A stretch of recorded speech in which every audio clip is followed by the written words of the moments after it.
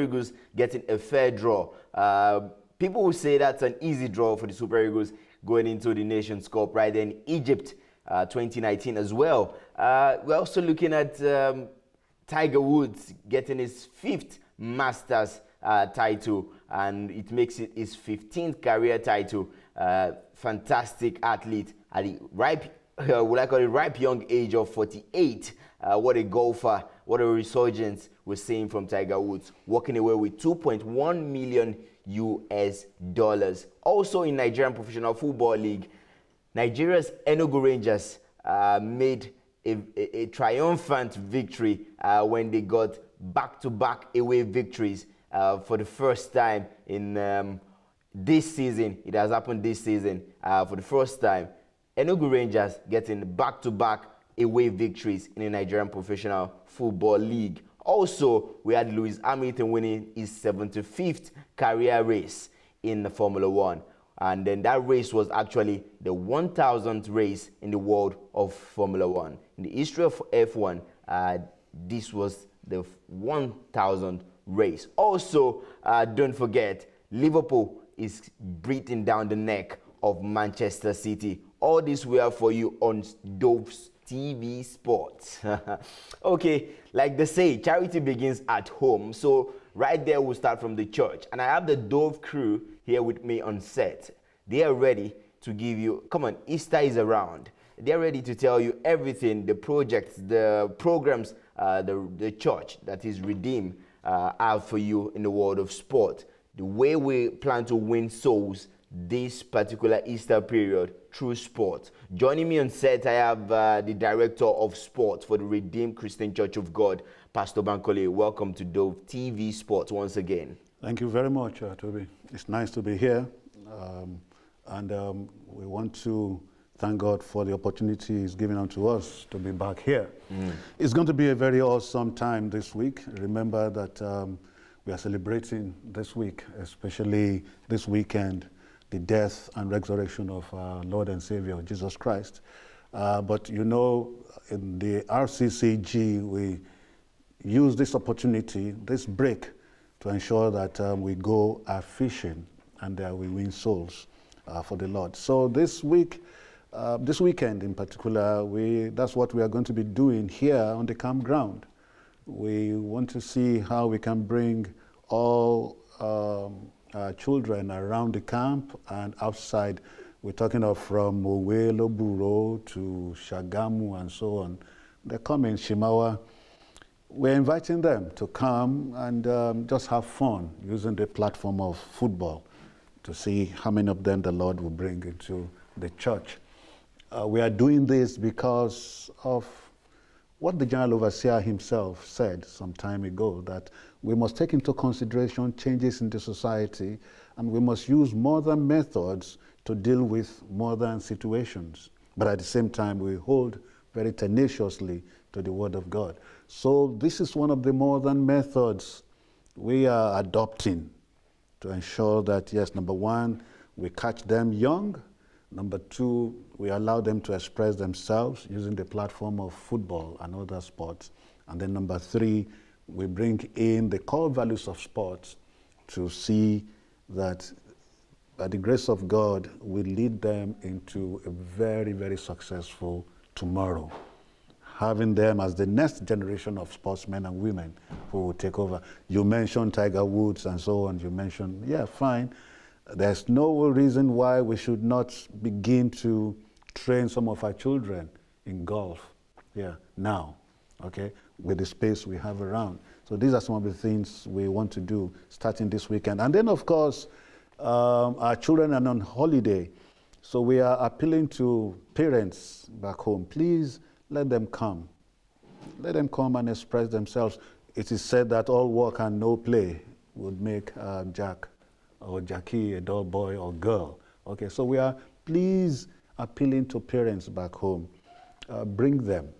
We normally meet at Kapaksi in front of, right in front of Emmanuel Park. We were there this morning. A couple of them came. We'll be back there again this evening. And then tomorrow morning, we appeal to you parents, please let them come. They've been in school for quite a number of months now. This is holiday period. Now we'll be doing this in collaboration with the Redeemer Brazil Sports Academy. The coaches are there on ground, and we just want these children to come, have fun, express themselves as we begin to use the Brazilian methodologies to teach them how to play what we call jogo bonito, beautiful football. So we are appealing to you. And then at the same time, we want to appeal to corporate organizations. Please come and assist us. We need you to come and sponsor this program. Even Dovetvsport, you call it? Dovetvsport. Dovetvsport, fantastic brand. Please come and help us. We need you to come and partner with us. It's done all over the world, all over the world. Please come. And then for fathers in the Lord, pastors, and so on, mommies, please, we're inviting you. A lot of these boys come from surrounding villages around us, and they come here. You'll be surprised to see them. And we can assure you that for the next episode of Dovetvsport, you will see them live. Most of them don't have boots. They don't even have shoes. So we are inviting you to come and assist us. Come and adopt them. Adopt just one of them. Look, just 1,000 naira, 2,000 naira would do a lot. To go a long way. And you never can tell so many of them who would come into the knowledge of Jesus Christ through that. So please, we are inviting you. Parents, please come. Corporate organizations, please come. And we are sure that the Lord God Almighty will bless you as you do that. So, Toby, these are some of the things we have in line. I kind of like the fact that they're adding value to the kids, and also they're leading them to Christ at a very ripe young age. Yes. Fantastic. But during the Easter period, we have just 4 days for Easter, I believe. Yeah. What are the projects, what are the games that are planned for these 4 days? Well, we are concentrating on football now. Okay. This is our own version of Let's Go Fishing that we are having. Okay. And it will be so fantastic if we have our parishes and provinces and even regions adopting sports as a platform for winning souls in Let's Go Fishing programs. Oh, there are so many testimonies we've had, okay, and experiences. Yeah, so we are concentrating on football now, Toby, because we have the coaches of the Redeemer Brazil Sports Academy on ground, okay? And that is why we are throwing it open. They're not going to pay a kobo. Let them come. And then after that, because we are working in tandem with the junior church, the Directorate of Teens and Sports, after this holiday, those of them we are able to discover. We now bring them in, get them registered very well. We kit them appropriately. And then, of course, we have times during the week when they come for trainings. So the thing is this. For now, it's a free project. Free one. They come in. They don't get to pay a dime for registration. Oh, no payment, yes. And then afterwards, the special kids, so to say, exactly. will be picked and then groomed. We continue to groom them. In an academy. That's right. Registered. Registered. Okay. The headquarters of the academy is in Brazil, is in Belo Horizonte. So whoever wants to come, or if a parent, for instance, wants to bring his words for this particular event, where is the venue? The venue is just there, like I said earlier on. Kapaksi in front of Emmanuel Park. And I think you've been there before. Yes, sir. You've seen us at work. Sir. Yes, sir. So what do you think? What do you think about the academy? I think it's a platform where the kids will get to play professionally, get to learn how to play professionally, the way it's been called, the beautiful brand of football. He mentioned the Jogo Bonito, not the one that we were used to growing up. You kick the ball, kick and follow like you would say it is. And I think I've been through the training. I think it's even good for someone who would want to shed his or her weight. So for me, I think it's not just open to the kids. An adult who want to shed weight, another who want to keep fit can also be part of it to the training aspect. But for the kids, they will get to learn a lot while football is being played, and not just on paper and practical wise, how to get it done, from the passing, from what to do with the ball, not just about kicking and following it. And trust me, parents will definitely bring their kids. Parents, I know you definitely bring your words here. Trust me, because believe it or not, you want them out of your house because you don't want them causing you troubles. You want to enjoy your Easter, and you're looking for ways to, you know, engage them. The best way to engage them is through sports and through the Word of God, and this is what they get when you bring them to Kapaksi, you call it. Yes, Kapaksi. Yeah, I have a question for you, sir. You talked about part of Pastor Alibe's quote on how we have to use the modern technique to win soul, and in doing that is where football comes, sport generally comes in. The question is, to every of these modern technique, there are disadvantages which we'll know. Part of it, when we talk behind the set, you mentioned how a certain pastor didn't want football to be a tool to win soul until what happened where he came back to give testimony. How do we balance it that we are able to curb whatever disadvantage will be attached to this method of playing football? Because, you know, you are inviting everyone to come around, kids who have been through whatever, and then we want to groom them through football, take them to Christ. So how do we balance it, and then how do we convince churches here, Redeemed Christian Church of God, parishes, to be involved in this project? Well, it's a very simple thing. Thank you very much for bringing that up. Globally now, there are two platforms that even from FIFA to International Olympic Committee have discovered that we must use to engage our children and youth. Okay? One, sports. Two, entertainment. Yeah. They have these two basic needs. Now, when you are able to meet them at these points of needs, you are beginning to engage them. Okay? But then it doesn't stop there.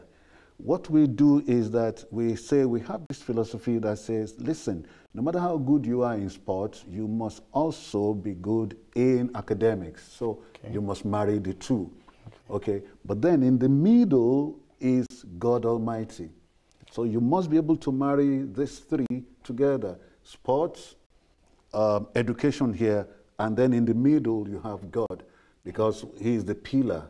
Okay, so this is where and how we bring the core values of sports into the methodologies we use to teach them. For instance, fair play, okay, love, respect, forgiveness, tolerance, punctuality, and so on, hard work, mentoring, teamwork. We bring all these core values and then we begin to teach them. Okay, fine. So now they know, the children know. For instance, we've said to them, listen, at the end of this term, we want to see photocopies of your results. Okay. If you don't do well in school, we sanction you. You go back. You're not coming to training. Now, these kids don't want to hear that. They don't want to miss training at all. Okay. So it is compulsory for you to do very well in school. Now, fine. We are also appealing to our pastors to adopt this methodology. Okay. Okay. And they should help us preach it from the pulpit, from the altar. Fair play. I'm sorry, you mentioned under 17. Okay, I'm sorry again, it could be controversial, but between the two of us here. They passed the MRI tester. Come on. I actually saw the game against Tanzania. They passed the MRI test. Okay. They were under 17. Trust me. me. They passed the MRI test. Okay, Fantastic. I agree. No, they were under 17. They were making mistakes that you expect the under 17 to make. Okay, praise God for that. Praise God for that. So it means that we are getting better. Yes, of course. Yeah. Yes, sir. But see, when we say it is, these boys are under 15 and they are coming from our junior churches, trust me, they are under 15. Now, see, we cannot do without discussing some of these issues, especially in such a program. Because, number one, remember in the maiden edition, we said we will be bringing Christian values into sports, and this is part of what we must do. We owe God that responsibility, and we owe our nation and our children that responsibility. So once in a while, we want to, discuss such issues. So the point you're making is this: you won't see the issues of age cheat in church football. Transparent as much as possible. By the special grace of God, no, we won't compromise that aspect. And secondly, you talked about adopting a kid as a project. You beckon on sponsorships, philanthropists out there to come in and then pick a kid out of the academy and sponsor, Yes. in what ways would they sponsor such a kid? Is it in paying the children's school fees or buying Kits. sport kits? Exactly. Pair of boots, for instance. Here in Mowe, it's just about 3,000 naira, 2,500 to 2,000 naira. Now you see a lot of these boys without boots. So with as little as 3,000 naira, I can sponsor a kid to play football exactly, in your sir. academy. Exactly, sir. And then, of course, we have so many coaches, well, trainers around us here, okay, who are jobless, okay? You adopting one of those coaches and giving him as much as 5,000 naira would go a long way in the life of this coach. We have a lot of them there, out there. So if I want to do that now as a philanthropy, how do I go about it? How do I get through to you? Oh, fine. Well, please, you can come to the office at the Secretariat, at the National Secretariat, the Directorate of Sports. You can come, or you call us on this number, 081 4636 9313. Let me repeat, 081 4636 9313. Okay, please, you can do that. Or at the same time, you can come. We even invite some of you to come. Come to the studio here. Let's sit down and discuss some of these issues. It would add a lot of value and a lot of excitement to what we are doing. Interesting. Tope, you were on the ground and then you saw the training. What would you say about the training facility? Facility, I think they've got the cones, but to be fair, course, I don't think every manpower facilities like the gym and all for under 15 kids. I think he will be in the best position to answer. But for what I saw, they just did the goalpost. He ensured the field was cut so that the guys will be able to play effectively on the pitch. And like he said, not all of them had their kits, because I saw some of them without the jersey of the company, of the club itself. So I think they need a lot. They need a lot. The football, that's why he told some of them to come with their football so that there will be more, Let me help you. Let me help sir. you there. See, in football, and I want you to research into this, 85% of 11-a-side football consists of foot volley and futsal. Now, we don't play these two in the country. We don't play futsal, we don't play foot volley, okay? Now, futsal is when you find yourself in those corners and you play the tip-tap, dribble, and so on. Foot volley is each time the ball is lofted up, and you have to receive it with any part of your body apart from your arms. Now, we are teaching the children. And this is the technique used in South America, okay? Now in Asia, and then, of course, in Europe. It has been adopted. Yes, okay. So these are the two platforms we are using here now. And the boys are excited. The boys and girls are excited. They love it. Because in futsal, for instance, you can dribble, you can shoot, and you score more goals, okay? And then, of course, foot volley is so exciting. They enjoy it. So we use these two methodologies to teach them. Now, this is new in Nigeria. But again, we want to thank God for the Redeemer Brazil Sports Academy. Okay, these are some of the things. And then, like we are saying, parents, you come and see what we're doing. We have the balls. They are special balls, okay, not the size 5 balls that you play in 11-a-side. They are smaller balls. They don't bounce like the size 5 balls you use in 11-a-side. Is it like the Jabulani that would calculate the amount of speed you hit a ball? I'm joking. Yeah, you just But I have a quote from the Open Heavens devotional that was on the 20th of October 2016. Yeah. Our Father in the Lord said this: "It is a pity that some Christians spiritualize..." No, don't let me take that one. Let me take the one that concerns sport. "Success comes as a result of generating new ideas. Thank you. Seeing things differently and mobilizing profitable ideas to get results." Now, the quote was from the 5th of October 2014 in the Open Heaven devotional. My issue is this. The issue I have with this quote is this. Parents, you as a kid having a new idea of going into sport, not a white-collar job, the support is not really there. But right now, going with this scripture, our Father in the Lord is saying we should embrace new ideas, new job opportunities, creativity. But how would creativity, how will we get effectively involved in a creative world? Now, this is part of it. Once upon a time, you wouldn't come on air and discuss sports in the RCCG. Okay? It's a new thing happening. Okay? Once upon a time, if you mention things like this in the RCCG, you'll be sent for deliverance. Fantastic. Okay. You beat me to that. You beat me to that. Okay, okay. But it's happening now. Of course. More so because the general overseer himself is a sports person. Okay? A boxer, a volleyball player, an athlete. It's just sports person personified. Okay. So why can't we take over our Father in the Lord? Well said. Thank you, Pastor Bankole. Thank you, Tope Adefala. We'll move on to the next segment of the show where we'll discuss the happenings around the Nigerian Football Federation. The Nigerian under-17 Golden Eaglets currently playing in Tanzania. They'll be facing Angola on the 17th of this month. Also, we'll talk about happenings around the NPFL, the Nigerian Professional Football League, which entered March day 15. Fantastic atmosphere right there at Nasarawa. Fantastic atmosphere at Sunshine because Enugu Rangers got an away result. Back-to-back away result. Well, we'll come back from this quick break. Don't go nowhere.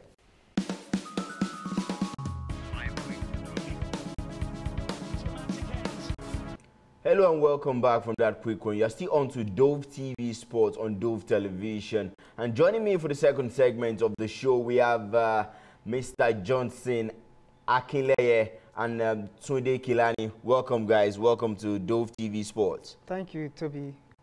Good day, viewers at home. Thank you, Toby. Good to talk sports with you on Dove TV. No, today don't even introduce yourself.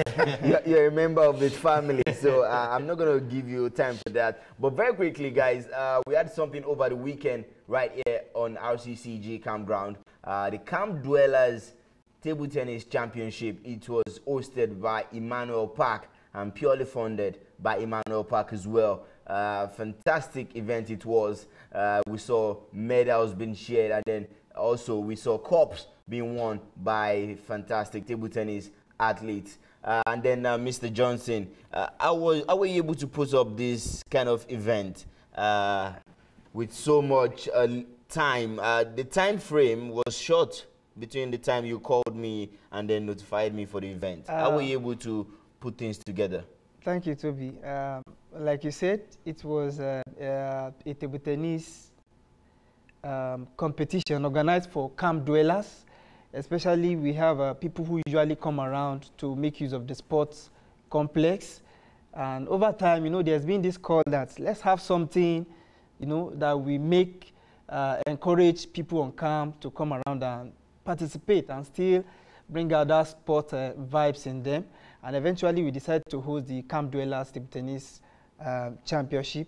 Thank God it was a success. We have a few number of people that participated in the competition, and for a start it was not a bad one, and we just hope that it keeps getting better with subsequent events that's going to be coming up. And going by the images you're seeing on your screen right now, you can see that a good number of camp dwellers participated in this particular table tennis championship. Tope, we saw the table tennis championship.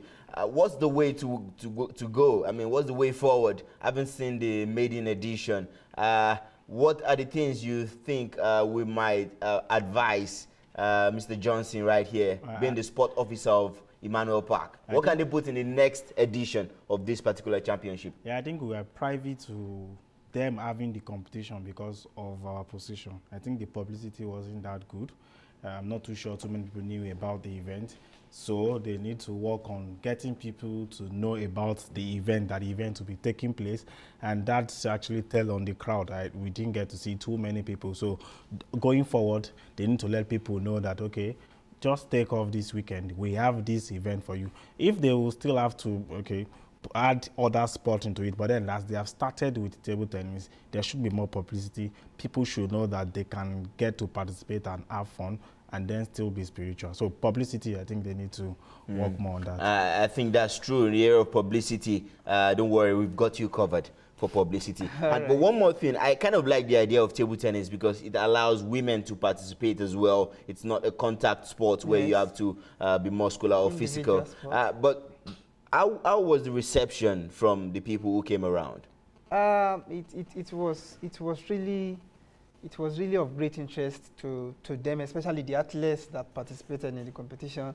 You know, there's this joy, this youthfulness that is kind of coming up in them again. You know, it was an opportunity for them to compete in the sport we they love best. And fortunately for us, actually we have 3 different categories. We have the category for those between the age range of 19 years to 45. Then we have those who are between the age range of 46 and above. Then we have the female category. So for these 3 categories, eventually we had people that emerged. They really enjoyed it. So what you're telling me is, as a 19-year-old table tennis player, I can't play against a 95-year-old man? No. Okay, for obvious reasons. For obvious reasons. You know, we really put a lot of things into consideration. Thank God for the encouragement we are enjoying from the management of Emmanuel Park.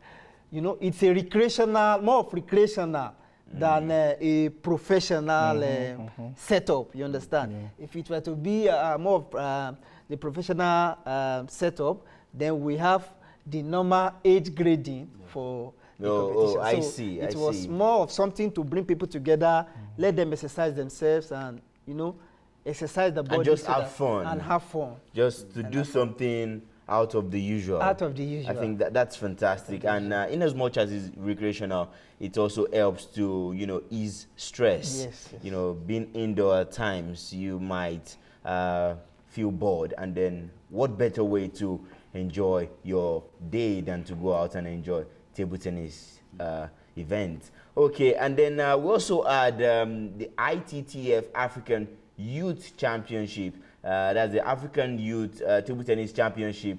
And then Nigerian athletes emerged as winners. They won so many gold medals. Before we go into that one, I have one question for for him. I won't let him go now. Okay. Mr. Michael, sorry. Johnson. Mr. Johnson. Yeah. How many gold medals did the athletes who came for your event, how many gold medals did they win? Okay, actually we made provisions for trophy for the 3 categories, but we also made sure that we had provision for medals for every participant. Okay. At least everybody had something to take home. But those who eventually emerged as the winner went home with the trophy. So not everyone gets a trophy. No. Only the winners. Only the winners. How about the medals? The medals, everyone that participated. Oh, so there was 7th place medal. Like I came 7th, I get a medal. Interesting. No, it was just something to take home. You know? Something of reference that be able to. Okay, I can see the pictures on our screen right now. Fantastic. That's good. You know, it's a way of encouraging and motivating them to come out later on. And I'm so sure they will go out and show those medals to their friends and families. And trust me, the next time, the 2nd edition, your Emmanuel Park won't be enough to contain the people who will come around. Thank you so much. Trust me. Yes, that's a good prayer. Okay, very quickly, let's move on and talk about the ITTF African Youth Table Tennis Championship. Nigerian table tennis players were superb in that one. Talk where we saw the Nigerian table tennis youth cadet team. They were superb. It's good this happened. Last week we talked about how Haruna Kadri and Chegun Torola must be replaced. You know, I mentioned that we have assists. I think I mentioned assists, that we have quite a number of them who are actually doing well. And to back that up, just this Saturday, the tournament ended, the African Youth Junior and Cadet Championship in Ghana. And this was the first time we participated in 2 years, and we participated in flying colors. You know, in the team category of the boys, we won the under-21 medal, the gold medal in the team category. We won the team medal in the cadet category. We won the team medal in the junior category. also in the singles, Assis Sri Lanka won the junior championship medal. We also won the cadet medal. In the cadet final, 2 Nigerians played against each other, and then we won. That means we won gold and silver in that. But we lost the under-21 to the defending champion, the Egyptian Al-Emi. Augustine Emmanuel lost that, so that was what accounted for the the 5. We had 5 gold medals and 3 silvers. For the girls, they actually didn't do too well, but it wasn't badly. No individual medals for them, but in the team's medal, they got 2 medals. They won in the cadet and in the junior medal. They won silver medals. They lost in the final to Egypt. You know, before we came on, before Nigeria returned into the scene, it was always the Egyptians taking everything. But then Nigeria came and then took 8 medals away from them. 5 were golden in color, 3 were silver. So give it up to them. Assis Sri Lanka was also the player of the tournament. He won 2 gold medals. He participated in 2 events, and he won 2 gold medals in the events that he participated in. So, you know, it's a way to go on from there. I mean, from what they have done, they've qualified for the World Junior Championship. So it's just for us to build on what these guys have done, and then let's see where we go from there. Definitely, we are going to get players who will be the next Haruna Quadri and Segun Toriola in the nearest future. Next Haruna Quadri and next Segun Toriola. Okay, guys, you've heard that from TOBI and Mr. Johnson Akinleye. Very quickly, we'll move on and let's talk about our own Nigerian Professional Football League. Fantastic league it is. We saw Enugu Rangers International getting back-to-back away victories. I don't think that has ever happened in the Nigerian league in the last 4 or 5 years. Back-to-back away victories. Today, KELANI. Yeah. Actually, maybe the last time something like of this nature happened, maybe was the time Kano Pillars were dominating the Nigerian Professional Football League, or when they had the likes of Ahmed Musa, or when Eyimba were dominating the Nigerian Professional Football League when they won the CAF Champions League back-to-back 2003-2004 season. Maybe that was the last time we had something replica to what Rangers did. Going to Sunshine, going to Akure to win at Akure. Away, it's something good for Rangers. And Sunshine is actually a good club, yes, because they won the Gold Cup tourney. Yes, they won that's the pre-season tournament. They won it. For Rangers going there to win by 2 goals to that's a big statement. It's a huge statement from Rangers, and it's a good statement to show their title credibility at the end of the season. And that have catapulted them to the top of the table with that victory, and they still have 3 games in hand. Yeah. Ahead of the likes of Eyimba, MFM, and the Lobby Stars. So it's a good one for Rangers. If they can continue in that light, I see them going through, finishing the table within the first 2 positions and qualifying for the playoffs. TOBI, we saw MFM enjoying the best part of the season, staying on top of the table. Was it because they were not participating in Europe, in the continent, African? The Confederations Cup, the CAF Champions League. Was it because they were not participating and then they got to accumulate points when other teams were away? You're talking about the point that, well, to answer that, I think that has nothing to do as much as when you get to play middle games, when you get to travel out of the country, it will take toll on your players, jet lagged and everything will happen, and which will affect them. But Rangers has shown to us that you can participate in continental football and still do fine. Like he said, they are top of the log with 27 points, with 3 games to spare. The nearest to them, Eyimba, with 24 points. MFM also have 24 points. Their recent result has been bad. Just yesterday, they were forced to a goalless draw by Lobby Star, another strong team. So I think to answer that, I think it has nothing to do with it, because Rangers International has shown us that you can play continental football, get a backlog of games, and then still come back and do well. So I think they lost concentration this time around, talking about what has happened to them result-wise, MFM. And also, sorry to cut you short, outstanding game in hand does not really translate to maximum 3 points. But so Rangers is turning into 3 points. Yes, they still have 3 games to play at hand. But when MFM were topping, it was due to the fact that they played the highest number of games. Yeah. And looking at the form of MFM, they are always dominant at home, but they are not good travelers. Mostly all their away games, they've suffered defeats. but their treasure ode, the Agege Township Stadium, is their. And that's where they play the goalless draw. And that's where they play goalless draw with Lobby Stars. Looking at the Group B now, we have Aqua United top. We have El Kanemi in second. We have FC Fanyuba at third. Looking at that now, what would you say the table looks like? These three teams, if the table ends this way, these three teams qualify for playoff. Yes, obviously. You know, we are not sure of the format yet. Yes. But then, if it is top three going, we know so well that 6 teams will be relegated. 8 teams will be relegated. We know that for sure. But we are not sure of the format of the playoffs. But if it is top 3, yes, these 3 will be going on to. We don't know the format, whether it will be this. Aqua United have spent so much for them not to qualify. And they have the Brazilian Everton Rafael doing a good job for them. And they have the sponsorship of.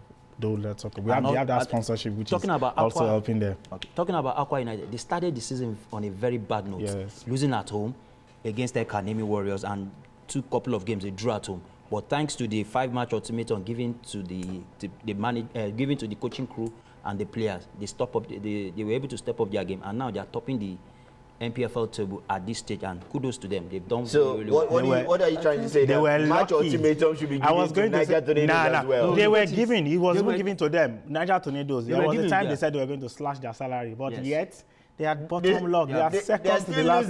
So it's not as if the match ultimatum is working. In the case of Aqua United, it's really work magic. I think the Nigerian league is gradually coming of age, because usually it's something that is unheard that you have away teams going to win at away ground, to get the winning. But talking about Rangers and some of the results we've been having this season from the groups, you can discover that it's something that is really coming up.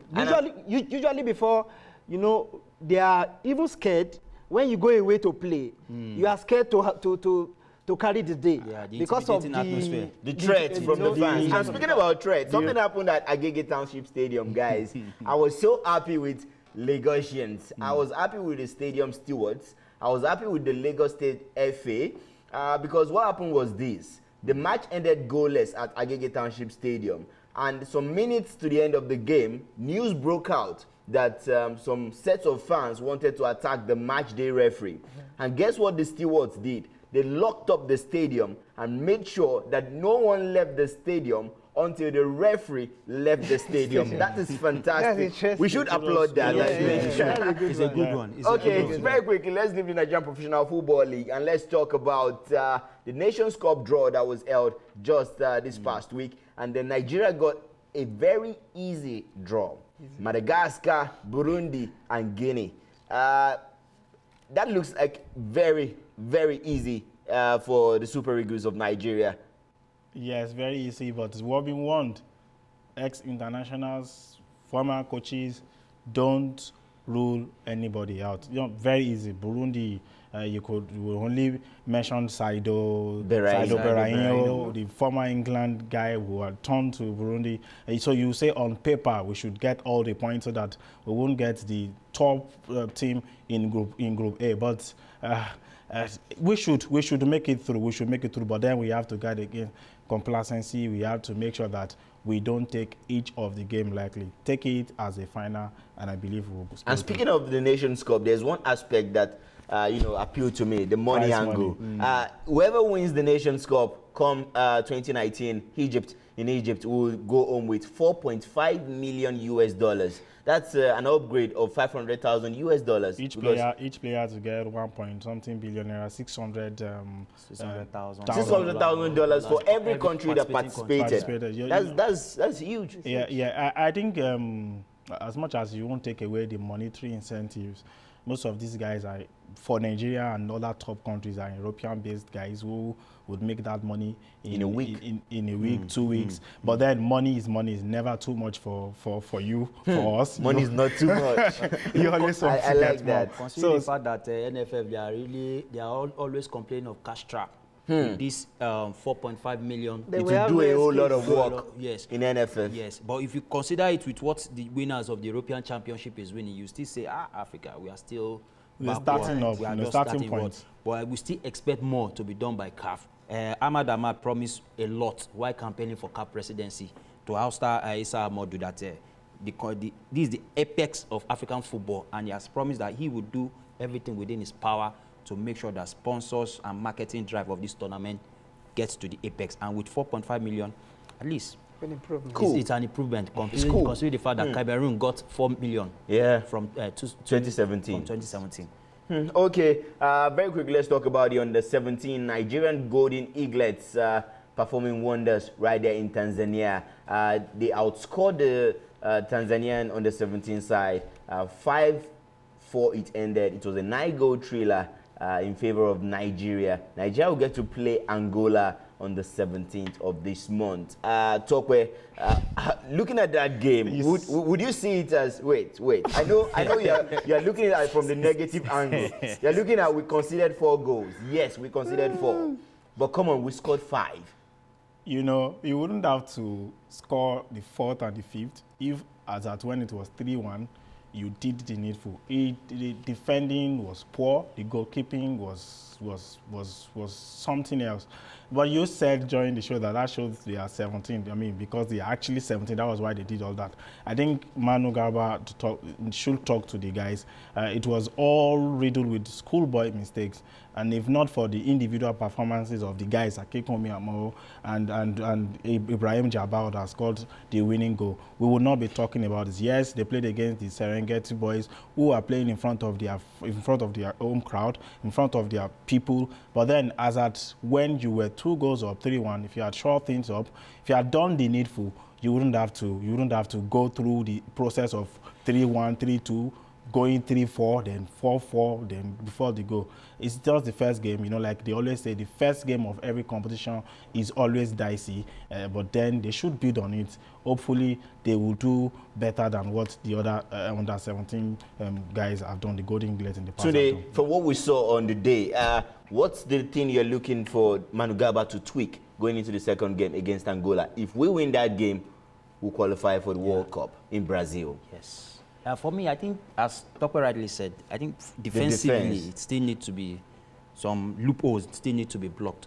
But going forward, at this level, we've always produced exciting players at this level. There is no doubt about that. We have a series of players that have come through the ranks of under-17, and they've done fantastically well. This particular squad is not an exception. Going forward, brilliant. Akikumi Amowo, Jabbar, and the striker, Wisdom Mubani.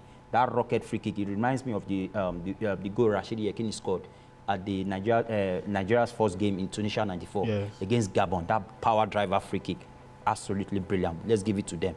But at this stage, it's always important, get your first game in the bag, get your first 3 points, then from there you take it up. Second game against Angola, you win, you are into the World Cup in Brazil. And the good thing, they are familiar with the Angola boys. Yes. They played at the... The Angolans are good. Yeah. They beat them 3-1. They defeated the Angola 3-1. I saw the game. I saw the skillful tournament. So I saw Alfonso. Yes. And their names were beautiful as well. Beautiful. Sweet names. The commentator had because they are Portuguese. I think Portuguese colonized the Angolans. Yes. Okay, very quickly, let's move on to the next segment. When we come back from this quick break, we'll go into the European scene. That's what we'll talk about the EPL in England. We'll talk about Tiger Woods winning his 6th Masters. We'll also talk about some other news in Formula 1 and the NBA. Don't go nowhere.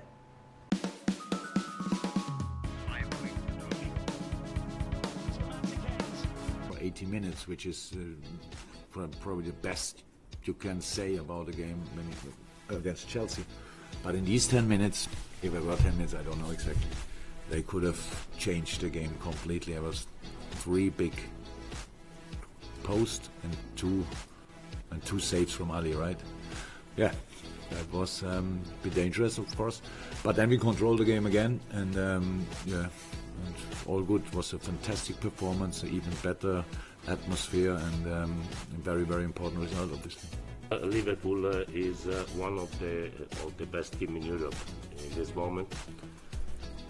They played very well for 90 minutes, but I think that we stayed in the match really very well today.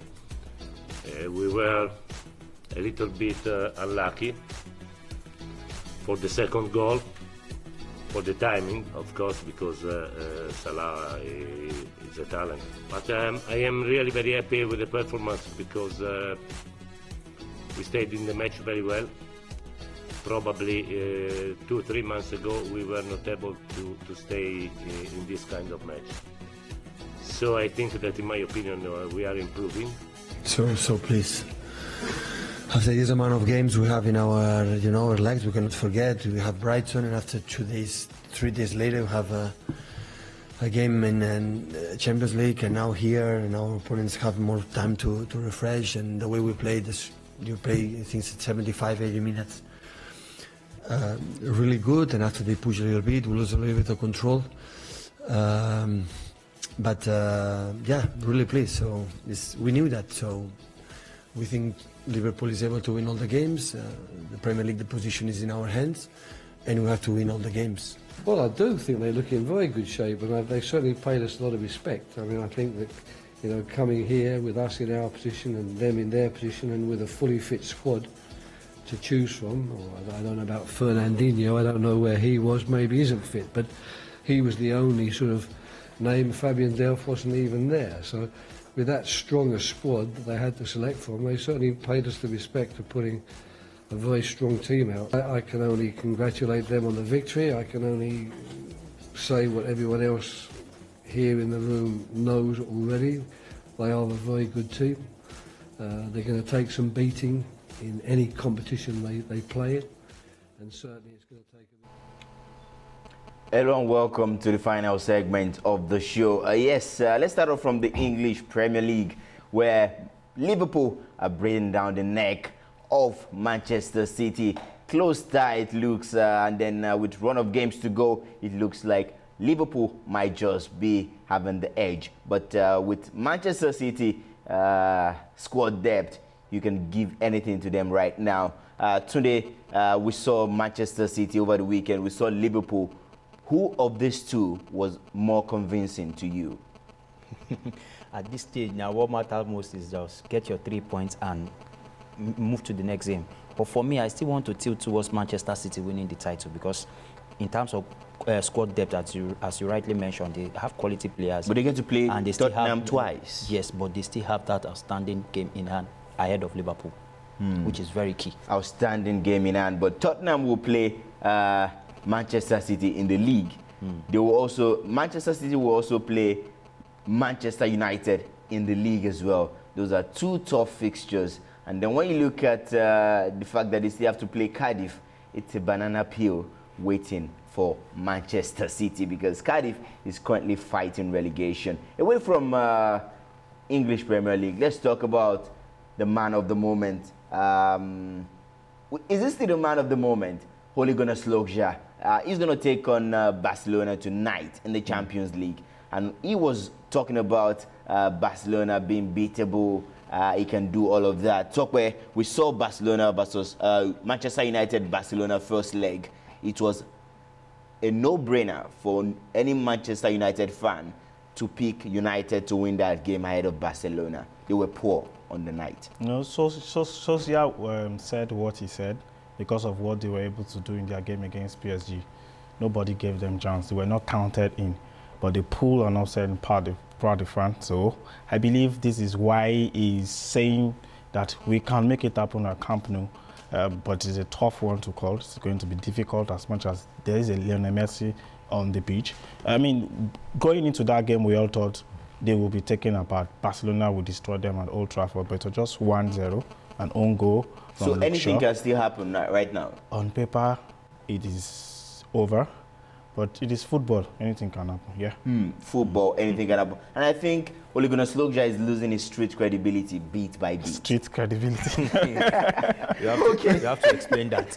I have to explain that. Okay, very quickly, let's talk about golf. And we have the man of the moment, Tiger Woods, making waves again after a long absence in the spotlight. 11 years it took for him to come back big with a banger. Yes, he came back with a banger, going on with $2.1 million after winning the PGA Masters. It's a fantastic one for him. And then at 48 years of age, is still active in the sport. Tope, I think there's something about golf that we don't know of. You could be 90 and still be winning titles in golf. Yes, that's why down here and even over there, you don't see just anyone playing it, because firstly it's expensive to get the kit, and then the terrain where it is being played. For most of the guys here, it's for relaxation for the big boys. So yes, you can go on. So far you are still flexible, you can bend and you can port and make it happen. Yeah, you can. And talking about Tiger Woods and the feat that has been tagged as one of the greatest comeback in the history of sport, even way more than what LeBron James and Cleveland did 3 years ago, coming from 3-1 down to beat the Golden State Warriors. We know what he did, 11 years absent for his 6th Masters title. And this was someone who was ranked 1,119 in 2017, just 2 years after, not up to 2 years. Now he's ranked 12. He's been able to do this. So give it up to him. Give it up to him after all that he went through. That is to tell us, don't give up. Just keep going on regardless of whatever happens. When you are down, pick yourself up and keep going at it. It's not over. It's not over until it's Very over. quickly, let's rush into Formula One, and then let's talk about Lewis Hamilton, who won his 75th race in Formula One, and it was also the 1,000th race of Formula One in the history of the F1 sport. Lewis Hamilton, no debate. He was the winner of the day. Yeah. He was fantastic. Himself and Bottas, it must be said. I think this year is going to be easy for him. Maybe we are going to have a revisit of what we have 2 years ago, when it was just him and his driver and his partner vying for 3 years ago, vying for the pole for the title. This year it's been him and Valtteri Bottas, his Mercedes teammate. It is moving. We've had 3 Grand Prix this year. Bottas won the first one. He has won 2 Grand Prix back to back. That's the reason why on the drivers' table he's presently at the top with 68 points. Bottas with 62, and in third, fourth, we have Max Verstappen with 39, and Sebastian Vettel, who pushed him to the limit last season, is just on the fourth with 37. That's a lot of gap.